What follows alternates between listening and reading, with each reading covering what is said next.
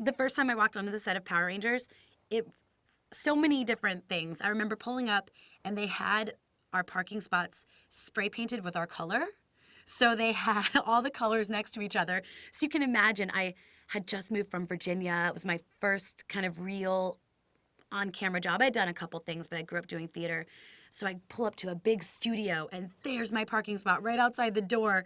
So I was already, I was levitating off the ground. I was so excited. They had set this whole thing up to look like the clock tower, and they had this huge studio that had all these different rooms that we were going to eventually be in. It was kind of a big foyer when you walked in, and there were monster heads everywhere and big giant posters, and it just felt so exciting. I was blown away they were very, very specific in what they wanted. The sets were really, really well done. Not that I expected less, but I was blown away by how well they had done the whole setup of everything. And we were there for a table read, and just meeting everybody and going, "You did get it," or it was one of the most exciting and beautiful moments, and such a beautiful way to start my career in film and television. Time Force! Time Force! Power Rangers! Time for Power Rangers! Time Force! Time for Power Rangers! Time Force! Time Force! Time Force! Power Rangers! Go! To this day, everyone that worked on Power Rangers said our cast was the closest cast. Everyone just got along so well. There was zero drama. They're all great humans. That's the thing. It's not like there was one of us that was kind of like, meh, meh. All of them I was madly in love with. Let's do it! Time for it! Now that Rancic and his gang of mutants are put away for good, we have a little more time to spend together. That'd be a nice change. To actually have a date with my boyfriend. Working with Jason Font was, I don't know if there's a word joyful enough to describe the experience. It was ridiculous fun. And brother and sister, nothing has ever happened with us off camera. We get that all the time from fans. And Jason will goad people and say, but brother and sister. Working with Erin Cahill was misleading at first. When I first met her, she was a bundle of positive energy. So much so that I thought, this girl's fake. This is not how she's going to be. Just walking in every day, hugging everybody, just sunshine and rainbows. And I thought, okay, this will die down. We all booked the part, so this is all fun now. But that's how Erin is. She is the most positive, happy person that I've ever met in my life to this day. So she was a lot of fun to work with and be around, and one of the best actors I've ever worked with. We laughed so much. We, taunted each other like brother and sister do. I don't recall us ever getting in a disagreement. It was wonderful working with him. Since you saved the day, we decided we want to be like you.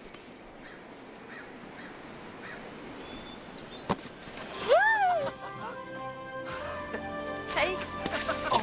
Oh, Kevin is a lovely human. He was kind of like the younger brother. Although he's really close to my age, at the time he just felt like a little bro to me. Just happy to do whatever, no issues, just a lot of fun to be around. It was really fun working with him. We used to just give him endless torture about his wig. It was so much fun. I know someday we'll make it back, but for now, I'm glad to say that this is my home and you guys are my family.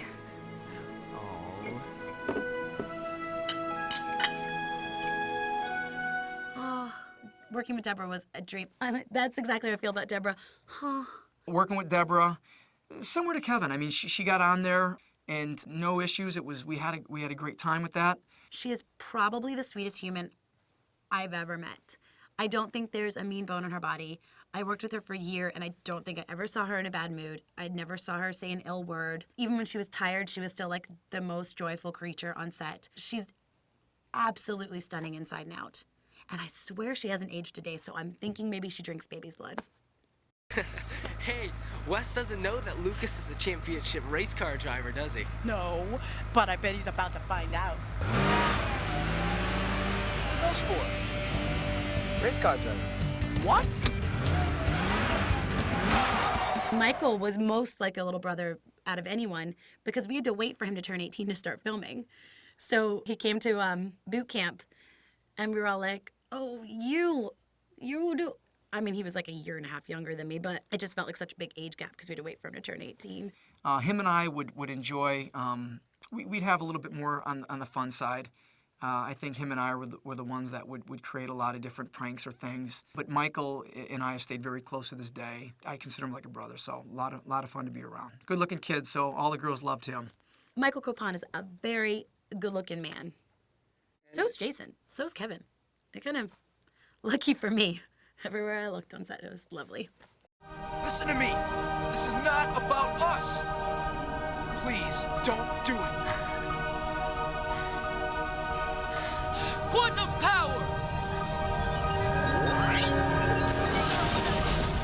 Oh, Daniel Southworth. Gorgeous as well. Now that guy, Font and Southworth, I would say rivaled for the most troublemakers I've ever worked with in my entire life. And I say that with love. I adore them both. Dan and I hit it off. I mean, we were both playing Red Rangers, and people always ask if that created a conflict. And no, we had a great time together and a lot of fun. And again, Dan's someone I keep in touch with today.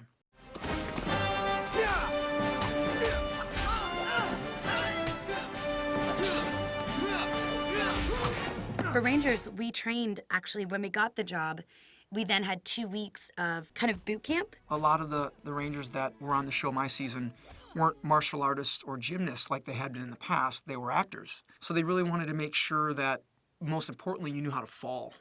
Because a lot of times when we would fall, it would be on cement. We had stuntmen that did 90% of the work, but they still wanted certain scenes. So we spent a good 2 weeks of just really learning how to really gracefully fall and kind of teaching some of the girls how to kick on film, which is a different beast than you would do in real life. It was really fun because on the first day they were, just kind of experimenting with us and seeing what we could do. And they were like, "You're flexible. Oh, you kick really high. You're learning fast." And I was like, "I'm a dancer." So it worked out beautifully because by the end of the season, I kind of talked my way into doing more and more stunts. And by the end of the season, I was on wires and doing long fight sequences. And that was one of the most fun experiences of my life, was those 2 weeks that then laid the groundwork for a year of kicking butt.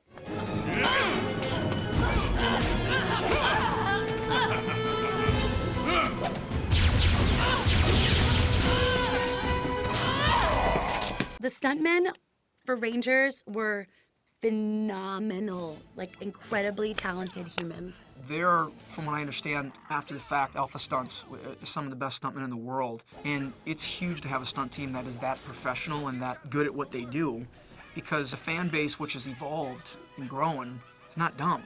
And if things aren't done in that capacity in terms of the way they kick, the way they fall, some of the things that they do, it would cheapen the overall quality of it. So they're great, and it's huge to have someone that good.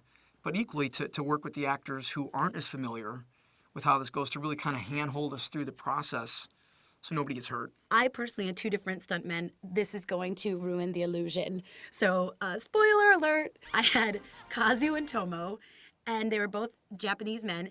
And Kazu was at least 6 inches shorter than me, which was great. Always when I'd morph, I'd be like, Kazu. And then Tomo was kind of my build and my height, so that worked out really well. But they were incredible. I mean, the things they could do, it would have taken years of training for me to do. And they had such a great attitude, and they made sets so much fun. And I have behind-the-scenes pictures of me picking them up and them picking me up. And they were the most phenomenal stunt crew to work with, both professionally and personally. How did you guys survive in the year 3000 without any cookies? Not just cookies. There isn't any junk food. Ugh, sounds like torture. One of my favorite memories is the caterers, the on-set craft service. She was so wonderful. I don't know how I ended the season anywhere close to the weight I started, because every day it was like fresh baked cookies or, like I made a pie, and I just can't say no to that. So I remember every day being like, oh, I have to work out. Attack teams, listen up. I want all units inside. Secure the interior. Go! When the season premiered, it was Saturday mornings, we got together, there are 5 of us, but the 4 of us got together, and then one of us couldn't make it, so we had a soccer ball that we were like, this is you. So we took all these pictures with the soccer ball being like, we miss you. We got together in our pajamas and made breakfast and watched our premiere, just us. Between you and I, it was a little bit emotional because I thought, geez, I mean, this is a really big thing. And I was so excited and proud to be a part of it. And then here it was. And then, of course, they did so good on the first episode. And the set design was great. So I was taken aback a little bit. A little bit emotionally. It was pretty exciting. To this day, I have not really experienced anything like that. And acting has been my job for 13 years now, knock on wood. Thank you, universe. But that was such a special moment. I mean, can you imagine being in your PJs with people you've been working with for months and watching your show and like, when it comes on, we're like, look, that's you! That's you! It was amazing. Jen, we don't even know how to drive this thing. Lucas can drive anything. What are you doing? Shut down those engines immediately! Go! The episode that I enjoyed working on the most was Movie Madness. Right in about in the middle of the year, we did a 2-part extended Movie Madness, and they really went all out on this one. I was set in like a kung fu movie, and we shot at this beautiful, I think it was a Buddhist temple, way out in who knows where, and we had all these fighting stunt men that I fought, and that day was just glorious. Or it was like, I think maybe 2 days of just fighting and choreography, and it was a blast. We shot at Universal Studios, which was neat because we're on the set. There was a scene where that big waterfall came down. Why I remember that is because I remember for years when I first moved out to Los Angeles, someone would come out and visit, we'd go do that Universal set, and I thought, geez, someday I'd like to be the actors that people are driving by. And it was kind of cool because we were finally in that position. We were there, the buses were coming by, they were able to say that. And of course, being at the Universal set for Power Rangers was a lot of fun, and that Movie Madness one was really cool. They really pulled all the stops on that one. Thank you. Yeah, nice. What do we think? Nice. You like small? Wes, we're ready for you, all right? My fans, they're calling. I have constant memories of that show, of our dressing rooms being side by side and how we all decorated our dressing rooms and just how loving everybody was on set. And Koichi, our main director, literally, I think if you cut me open, a piece of my heart will be tattooed with his name. He really, helped shape me as an actress in that year and gave me belief in myself to go forward. And I attribute so much of me being able to do this for 13 years to him and his direction and his belief in me and his being like, you can do it. He was just wonderful. And man, just electric energy on set. And Elon, our DP, and such beautiful memories of our crew. And I run across them on different projects. I've run across members of our crew working on different shows. And it's always like family. It's like seeing family. So yeah, there are so many wonderful memories on and off camera. And another moment that I'll always remember is the last day, because we had created this family-type atmosphere. We all were having a great time being there, and it was going to come to a halting end. And saying the goodbyes on the beach when they went back to the future, we were all just sad and crying. So that's probably the day I remember most, was that last day, because it was a pretty special day. I think the future looks pretty bright. Being part of the Power Rangers is such a gift. It's such a moment in time, because other projects come, they go. Some people have heard of them, some people haven't, but there's not a single human that I've met that does not know Power Rangers. I think that it's become such a huge part of our pop culture and growing immensely that you're proud to be a part of something like that. It's almost like being a part of, a team that won the Super Bowl. It's something that you can lay your hat to. It's something that you can look back fondly on.